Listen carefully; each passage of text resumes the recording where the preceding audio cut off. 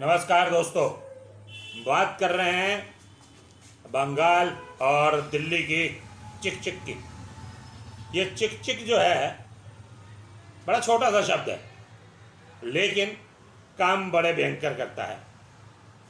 ममता दीदी का ये कहना कि मैं तो पीएम को शिष्टाचार के नाते मिलने के लिए आई थी, और दूसरी तरफ ममता का ये भी कहना ये आवश्यक नहीं है कि हर बार सीएम पीएम का अपने राज्य में स्वागत करें।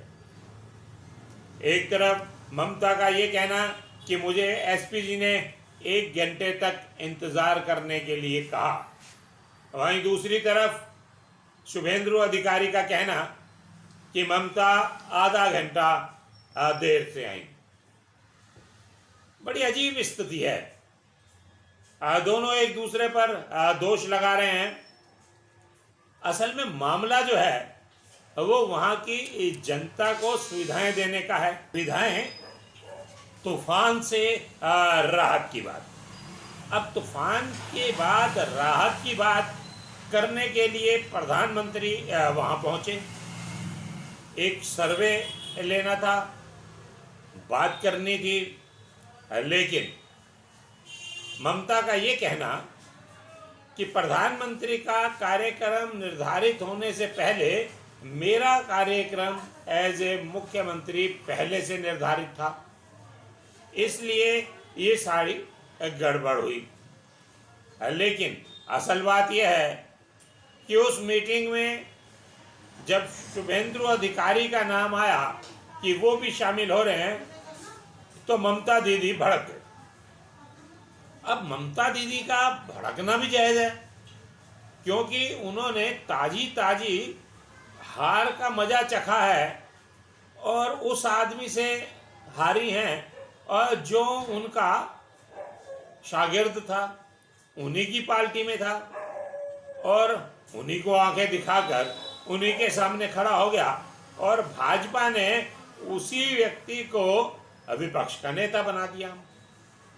अब अगर आप विधानसभा की बात करें तो एक पक्ष का नेता है और एक विपक्ष का नेता है। पीएम की मीटिंग में विपक्ष के नेता को बुलाना ये परंपरा तो नहीं है, लेकिन क्योंकि वहाँ विपक्ष भारतीय जनता पार्टी है, तो इसलिए उन्होंने विपक्ष के लिए शुभेंदु अधिकारी को बुला लिया। अब इसी तरह की मीटिंग अन्य राज्यों में भी तो हुई, वहाँ क्यों नहीं विपक्ष के नेताओं को बुलाया गया? ममता दीदी का ये पूछना जायज़ है या नाजायज़ है? गुजरात में विपक्ष के नेता हैं, क्यों नहीं बुलाया? क्योंकि सरकार उनकी है, विपक्ष में दूसरी पार्टी है। तो ये क्राइटेरिया अपने आप फिक्स कर लेना कि कहीं विपक्ष के नेता को बुलाया जाएगा और कहीं नहीं बुलाया जाएगा, तो ये जो चिक चिक का मसला है ना, ये जो शब्द मैंने चिक चिक का, उसकी मेन जो जड़ है वो यही है कि चित भी मेरी, पट भी मेरी, अंटा मेरे बाप का। तो राजनीति में चलता तो ऐसे ही है, लेकिन अब राजनीति में चलता तो ऐसे ही है, लेकिन सामने जो है वो चलाने वाला भी भयंकर है।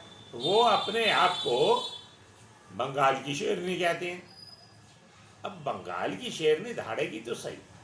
अब उनका ये कहना कि मौसम खराब था, कलाई कुंडा में मैं पहुंच ही नहीं सकती थी, लेकिन मैं शिष्टाचार के नाते पहुंची कि प्रधानमंत्री आ रहे हैं, और मैंने उनसे इजाज़त ली कि मैं अगले कार्यक्रम के लिए जाना चाहती हूँ, और उन्होंने मुझे इजाज़त दी।